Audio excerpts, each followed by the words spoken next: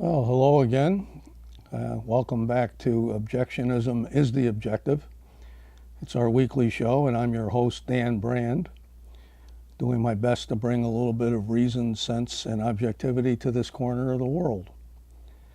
If you've watched this at any length, you already know that objectionism is essentially the only objective way to live, and it's the only free way to live. What does it mean? Well, it's actually pretty simple. What it means is that you live your life, I live my life, and neither one of us asks or takes anything from the other. And if anybody does try to violate your rights, I object. Okay, last week we were taking viewer calls, and we got lots and lots and lots of calls about the proposed homeless shelter where they're going to take your money and mine and use it to build a place where a bunch of people who've been pretty irresponsible in their life will get to live pretty much free. Okay, so anyway, we had calls last week, which means that this week we're going to answer some viewer letters, or at least try to. Got the first one here, and our producer, Ron, tells me that he's arranged these in a logical order. I guess we'll find out.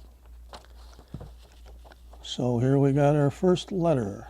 This is from Homeless in Brattleboro. You know, if he or she is really homeless, you have to wonder, where do they watch the show?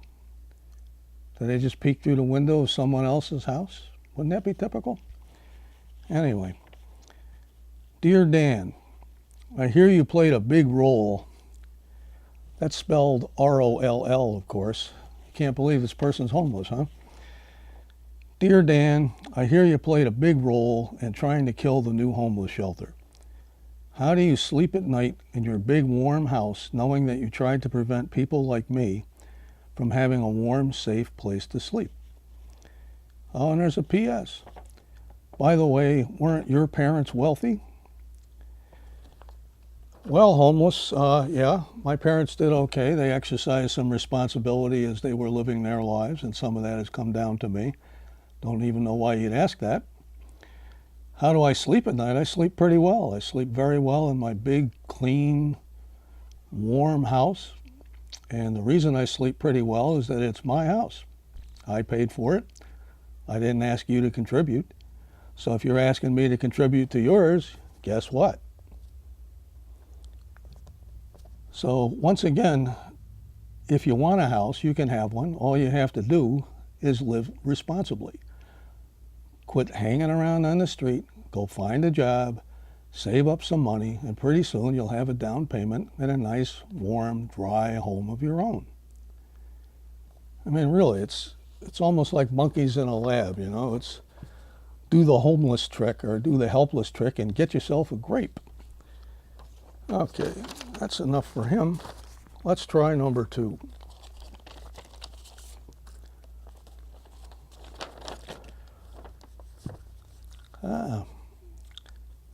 This is from Llewellyn Tuthers. Dear Dan, I'm guessing that you agree with the senator who said last week that people who have to work 2 jobs just to stay alive just need to be more responsible. I've heard you say similar stuff. A while back you said if people don't want to work 2 jobs, they should just find a better one and work that one. Yeah? So my question is, how is that any different from Marie Antoinette's let 'em eat cake advice? Well, Louis, whatever you call yourself, I don't know why the senator would say anything. It's not the government's business. It's not my business. It's certainly not your business. The only person whose business it is the person who's working 2 jobs. To which I say, if you don't want to work 2 jobs, don't. I don't care. If you want to work 6 jobs, work 6 jobs. Do whatever makes you happy. And frankly, that's what distinguishes me from good old Marie Antoinette. I don't give advice. I don't tell people how to live their life. Why is it so hard for people to understand that simple phrase, you live for you and I live for me? Next.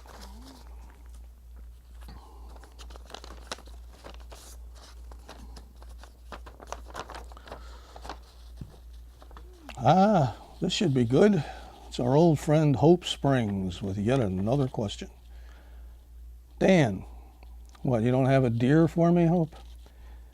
Last month you read my letter on the air and made fun of my statement that we really need to raise the minimum wage. You made fun of what you called the kinds of people who work low-wage jobs, yes, and said that minimum wage laws violate the rights of the minority. What in the world are you talking about? What minority? Well, Hope, it's the smallest minority in the world. It's the individual. It's a minority of one. If you make me pay for you to have a higher wage than the market is willing to pay you, then you're violating my individual rights. You're also distorting the market. And the market is what keeps us free. It keeps us separate, but it also keeps us free. Let's move on from Hope.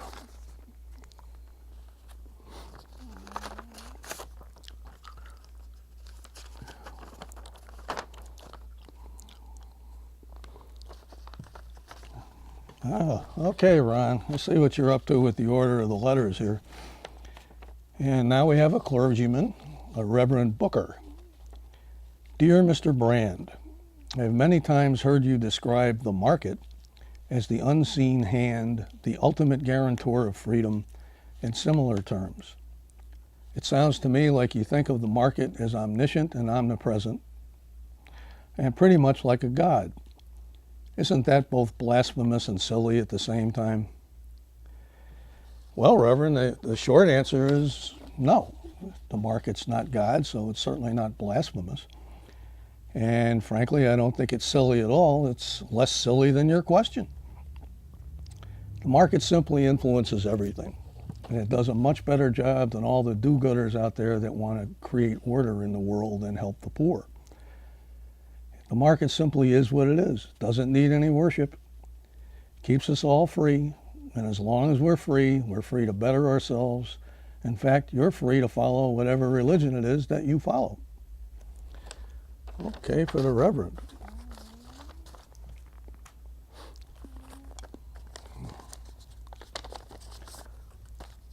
And our next letter, it's another old friend. It's Constance Testerman.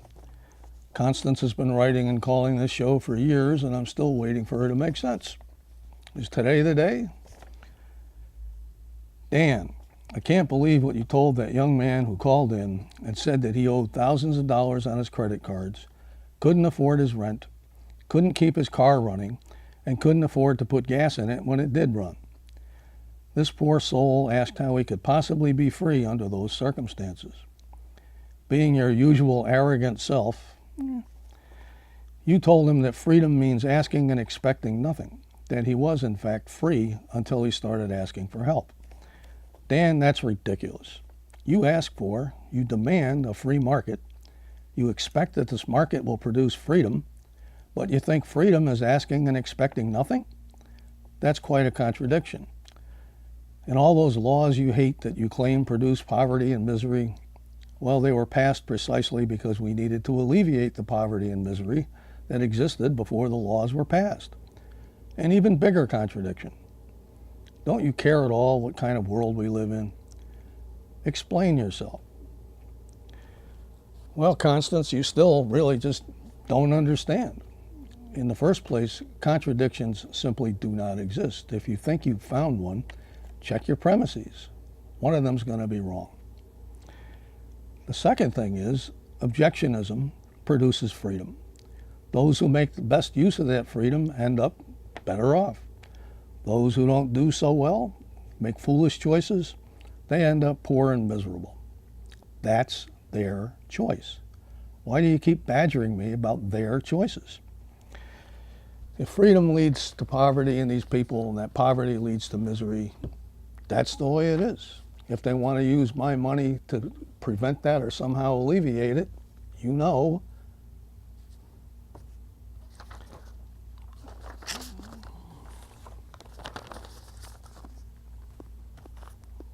Okay.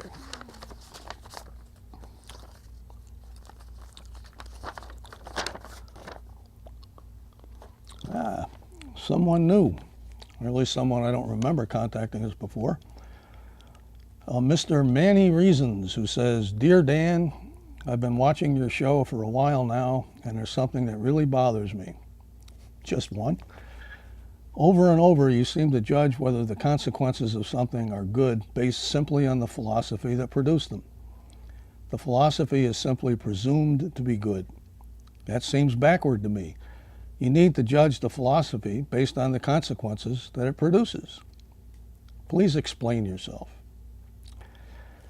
Well, Manny, you're right to some degree, but you're not describing it right. I don't say that the consequences of objectionism are good simply because objectionism produced them. I say that the consequences of objectionism are freedom, and freedom is good. Let me ask you, let me turn the question back to you. How can the consequences of freedom be bad? Okay. Let's try just one last letter and then we'll do the rest of the show.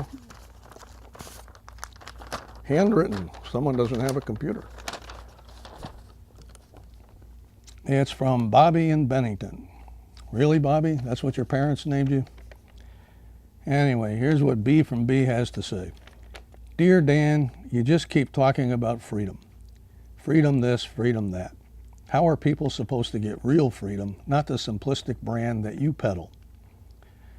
If I'm starving, how am I helped by the fact that the government lets me starve? What am I supposed to do? Eat the philosophy you peddle?